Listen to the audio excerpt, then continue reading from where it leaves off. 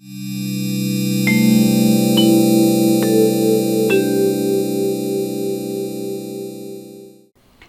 le plaisir d'être ici avec Claude Lucier, qui a collaboré sur la création d'une série de vidéos, 4 plus précisément, qui relate le parcours de 4 missionnaires, qui est publié par la maison d'édition Novalis. Claude, parle-nous de ce livre. Bonjour Daniel, merci beaucoup de m'inviter. Ce livre-là, le voici. Il contient 16 témoignages, 16 récits par 16 missionnaires qui ont fait leurs œuvres en relation avec beaucoup de projets qui étaient reliés à la Fondation Roncalli. Alors, on retrouve là-dedans l'esprit des missionnaires, mais aussi un peu l'esprit de Roncalli, de la Fondation Roncalli, dans le soutien qui a été donné. Alors, c'est un livre qui mérite lecture, certainement, puis on retrouve là-dedans, je pense que ce qu'il y a de plus beau dans le don de soi et aussi dans la bienveillance qu'on peut offrir à autrui. Donc, est-ce que c'est ce que tu retiens de ces rencontres avec les 4 missionnaires? Je dirais que je retiens... il y a beaucoup de choses qu'on peut retenir, mais il y en a quelques-unes qui m'apparaissent primordiales. Tout d'abord, le sens du dévouement. Il n'y a rien qui peut faire dévier ces personnes-là de ce qu'elles ont choisi de faire. Alors ça, c'est particulièrement intéressant. Du même coup, on pourrait dire que c'est une détermination qu'ils ont, mais une détermination bien spécifique pour aider. Ce n'est pas eux, ce sont les autres. Et ce sont eux et les autres ensemble. Alors ça ressort aussi très bien. S'impliquer et impliquer, ça ne se fait pas seul. Et ça revient un peu au deuxième élément que j'ai retenu. S'impliquer, mais pas en enlevant aux autres, mais plutôt en leur donnant la possibilité de s'impliquer aussi pour qu'ensemble, on peut faire davantage. Et je pense que c'est aussi une façon de favoriser la détermination des gens avec lesquels on collabore. D'ailleurs, je crois que tu as quelques extraits que tu peux nous présenter de ces rencontres, de ces vidéos. Oui, effectivement, puis je serais très heureux qu'on écoute ensemble.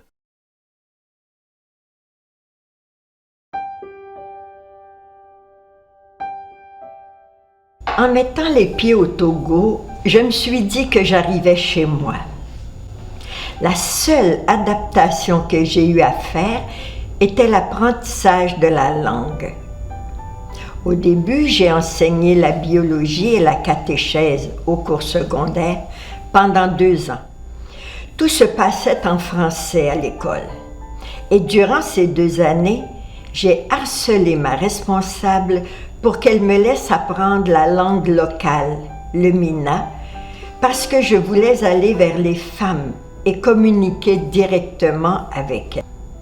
À 7 ans, j'avais 6 petits frères, garçons. Donc, à partir de ce moment-là, toute mon enfance, mon adolescence, j'ai toujours eu 1, 2, 3 enfants collés à moi dont je m'occupais. Et le fait de m'engager envers eux, ça a été mon premier sentiment d'appartenance très fort à la famille. Le gouvernement commence à être plus présent pour offrir un meilleur service à la population en créant des canaux d'irrigation pour de grandes terres jusqu'alors complètement abandonnées. De nouveaux villages ont émergé, mais toujours sans accès à l'eau potable. À un certain moment, le gouvernement a accordé des subventions pour compenser son incapacité à protéger ses citoyens durant toutes ces années. Puisque l'eau c'est la vie, l'accès à l'eau, ça constitue le moyen le plus efficace de lutte contre l'extrême pauvreté. Puis je crois aussi que la première intervention de tout gouvernement ou de toute ONG auprès d'une communauté d'un pays en voie de développement devrait être celle de les aider à régler leurs problèmes d'accès à l'eau une fois pour toutes. Mais attention, pour que ce soit durable, c'est la communauté elle-même qui réalise son propre projet et qui apporte la main-d'œuvre. Les 2 livres de Peter Abrahams que j'ai lus, Je ne suis pas un homme libre et Rouge est le sang des Noirs, ont été vraiment déterminants pour moi, pour mon engagement en Afrique. Après l'école normale, où j'enseignais, où je décidais de prendre la route tracée pour moi, c'est-à-dire de concrétiser mon rêve de servir en Afrique.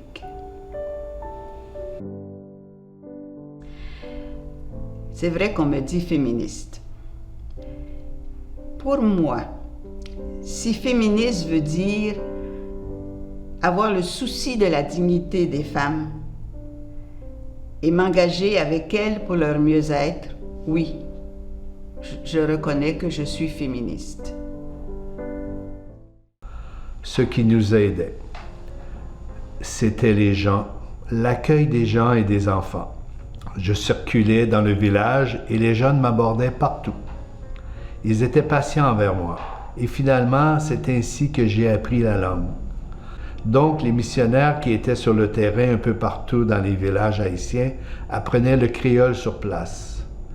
Et la foi, c'est une foi en un Dieu d'amour qui sait vraiment les supporter dans les épreuves que ce peuple-là endure depuis trop longtemps. Marcher chercher, pas jamais dormi sans souper.